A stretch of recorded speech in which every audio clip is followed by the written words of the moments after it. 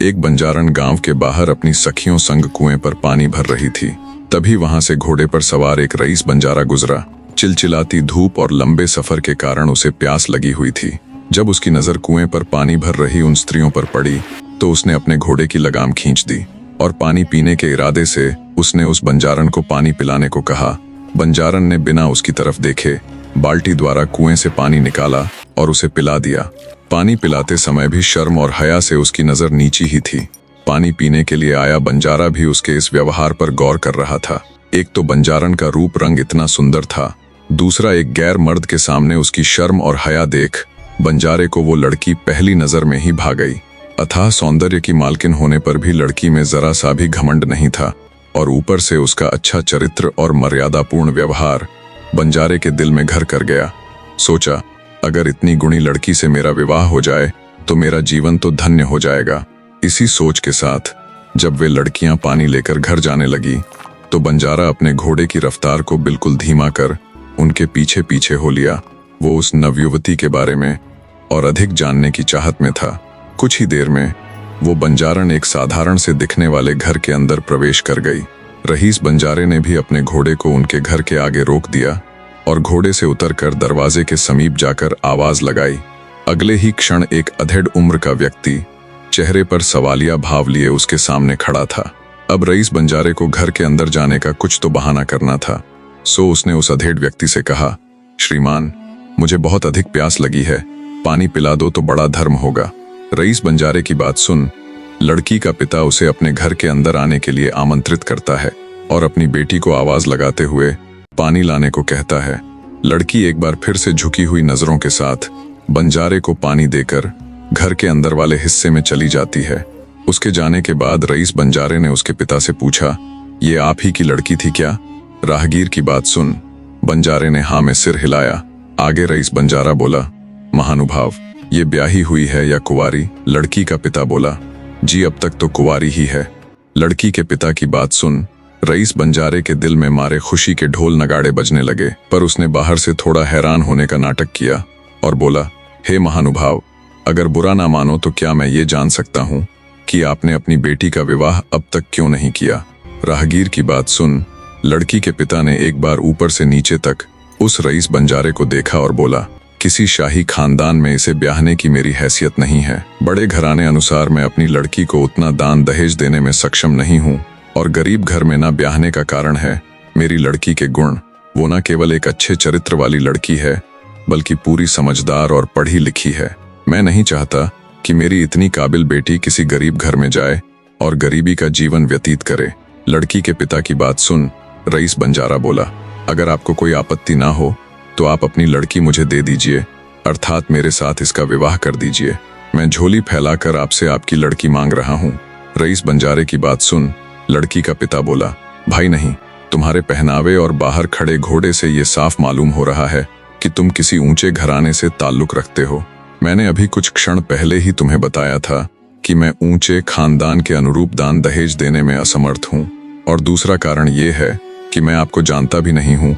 अभी कुछ क्षण पहले ही तो हम मिले हैं। लड़की के पिता की बात सुन रईस बंजारा बोला, हे श्रीमान, जब मैं आपसे झोली फैलाकर आपकी लड़की मांग रहा हूँ तो ऐसे में दान दहेज का तो सवाल ही पैदा नहीं होता। रही बात मेरे बारे में जानने की, तो फला फला मेरा गांव है। आप कभी भी मेरे गांव आकर मेरे बारे में जो भी चाहे मालूम कर सकते हैं। रईस बंजारे की बात सुन लड़की का पिता सोच में पड़ जाता है। फिर कुछ देर सोचकर वो उस बंजारे से कहता है, हे पथिक, मुझे इसके लिए थोड़ा समय चाहिए, क्योंकि मैं अपने भाईचारे से इस संबंध में बातचीत करके ही उचित निर्णय ले पाऊंगा और तभी आपको जवाब दे पाऊंगा। जैसा आपको ठीक लगे श्रीमान। इतना कहकर रईस बंजारा लड़की के पिता से विदा लेता है। उसके जाने के बाद बंजारे ने इस सारे माजरे से अपनी पत्नी को अवगत करवाया और बोला, जो लड़का आया हुआ था वो ऊंचे घराने का था और झोली फैलाकर हमारी लड़की को मांग रहा था। बंजारे की बात सुन उसकी पत्नी बोली, अगर ऐसी बात है तो आपको उस लड़के को हाँ कर देनी चाहिए, हमारी लड़की की जिंदगी बन जाएगी। पत्नी की बात सुन बंजारा बोला, नहीं भाग्यवान, वो लड़का किसी ऊंचे घराने का था। कल को कोई ऐसी वैसी बात ना हो जाए कि हमें जमीन की तरफ ताकना पड़े। अब इसका फैसला तो मैं अपने भाईचारे से बात करके ही लूंगा।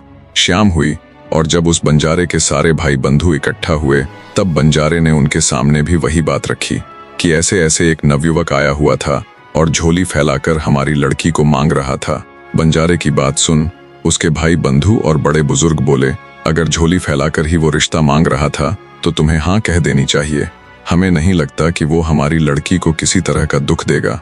इस प्रकार सबकी सहमति होने पर बंजारा अपनी लड़की की शादी उस रईस बंजारे के साथ कर देता है। शादी के बाद जब बंजारा अपनी नवविवाहिता पत्नी को लेकर चला तो चलते चलते शाम का समय हो गया। उस समय एक स्थान से दूसरे स्थान पर जाने में कई कई दिन का समय लग जाता था। तो शाम होने पर जंगल में उचित सी जगह देखकर बंजारा अपनी पत्नी के साथ पड़ाव डाल लेता है। उसी जंगल में एक गांव का देहाती सा नवयुवक अपनी बकरियां चरा रहा था। वहां पास में ही एक तालाब पड़ता था। तो बकरियां चराने वाला वो गडरिया घर ले जाने से पहले अपनी बकरियों को पानी पिलाने के लिए तालाब पर लेकर आता है। बकरियों के साथ साथ वो खुद झुककर उन्हीं की तरह तालाब से पानी पीने लग जाता है। उनसे थोड़ी ही दूरी पर पड़ाव के बाहर बैठा बंजारा और उसकी नवविवाहिता पत्नी ये सब देख रहे थे। गडरिये को बकरियों की तरह पानी पीता देख बंजारा अपनी पत्नी से कहता है, ये देखो इस हरामखोर को, ये बकरी की औलाद है। बंजारे की बात पर बंजारन बोली, नहीं स्वामी, औलाद तो इंसान की ही है। बंजारे ने फिर से वही शब्द दोहराए, नहीं, ये हरामखोर तो बकरी की ही औलाद है। बंजारन बोली, नहीं स्वामी, औलाद तो इंसान की ही है, बस संगत का फर्क है। इस प्रकार बंजारा 3 बार उसे बकरी की औलाद बताता है और बंजारन भी तीनों बार उसे इंसान की औलाद बताती है। अपनी बात को बार बार काटे जाने से बंजारे को अपनी नवविवाहिता पत्नी पर बहुत अधिक गुस्सा आया। गुस्से से लाल पीला होता हुआ बंजारा बोला, हम विवाह के पश्चात अपने घर तक भी नहीं पहुंचे हैं और तुम अभी से मेरी बात को काट रही हो। आगे कैसे मेरा घर बसाओगी? मैं तुमसे रिश्ता तोड़ता हूँ, जहाँ जाना हो जाओ, पर मेरे घर मत आना। अगर तुम मेरे घर पर दिख गई तो याद रखना मेरी तलवार और तुम्हारा सिर होगा। आखिरकार रहीश बंजारा अपनी औकात दिखा देता है और अपनी नवविवाहिता पत्नी यानी बंजारन को वही छोड़कर घोड़े पर सवार हुआ और वहां से चलता बना। बेचारी बंजारी के ऊपर तो जैसे दुखों का पहाड़ टूट पड़ा था। सब कुछ इतना जल्द हुआ, वो हैरान थी कि उसके साथ ये आखिर हुआ तो हुआ क्या। बंजारन का रुदन फूट पड़ता है। उसके दर्दनाक रुदन का स्वर जब उस बकरियां चराने वाले लड़के ने सुना तो वो हैरानी से उसके पास आया और उसके रोने का कारण पूछा। बंजारन ने मन ही मन विचार किया कि वो अब अपने पिता के घर लौटकर नहीं जाएगी, और जाती भी तो किस मुंह से और क्या बताती अपने घर और गांव वालों को। उस बकरी चराने वाले भोले लड़के ने हैरानी के साथ एक बार फिर बंजारन से रोने का कारण पूछा। दरअसल जब वो अपनी बकरियों के साथ उनकी तरह पानी पीने में मग्न था तब उस बेचारे को नहीं मालूम था कि उससे कुछ ही दूरी पर बंजारन अपने पति के साथ उसके बारे में ही बात कर रही थी। इसलिए जब उसकी नज़र इस जंगल बियाबान में एक ऐसी अकेली रोती हुई स्त्री पर गई जो शादी के जोड़े में थी तो उसकी हैरानी का कोई ठिकाना नहीं था।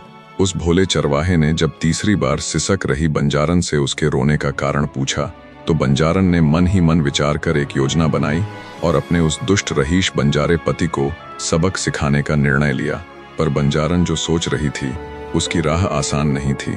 आखिरकार उसने बहते नेत्रों के साथ अपनी चुप्पी तोड़ी और उस भोले चरवाहे से बोली, आज के दिन ही मेरा विवाह एक धोखेबाज और घमंडी व्यक्ति से हुआ था जो अपने अहंकार के चलते उस अकेली को यहाँ जंगल में छोड़कर चला गया। बंजारन की बात सुन भोले चरवाहे को ज्यादा कुछ तो समझ नहीं आया और ना उसने और अधिक जानने की चेष्टा की। वो बंजारन से कहता है, अगर तुम्हारे पास कोई आसरा नहीं है तो तुम मेरे साथ मेरे घर चलो। आज से तुम मेरी धर्म की बहन हुई और मैं तुम्हारा धर्म भाई। गरीब चरवाहे की बात सुन बंजारन को कुछ राहत मिली। वो चरवाहे के साथ उसके घर जाने के लिए सहमत हो जाती है। दुखों की मारी उस बेचारी के पास इसके सिवाय और रास्ता भी क्या था। चरवाहा अपनी बकरियों को हाँकते हुए घर की तरफ चल पड़ा और बंजारन भी उसके पीछे पीछे हो ली। भोले चरवाहे का इस दुनिया में एक बूढ़ी माँ के सिवाय कोई दूसरा नहीं था। जब चरवाहे के साथ दुल्हन के वस्त्रों में बंजारन उसके घर पहुंची तो उसे देख चरवाहे की बूढ़ी माँ की हैरानी का कोई ठिकाना नहीं था। इस तरह अपने बेटे के साथ विवाह के जोड़े में एक अनजान स्त्री को घर आई देख उसकी आंखें फैल गई। कुछ कहती इससे पहले ही चरवाहा अपनी माँ को जंगल में घटी पूरी घटना बता देता है और कहता है, माँ, आज से ये भी हमारे साथ रहेगी। अपने भोले भाले बेटे की बात बुढ़िया को हजम नहीं हुई। सोचा पता नहीं ये किसे ले आया है, कैसा मिजाज होगा इसका।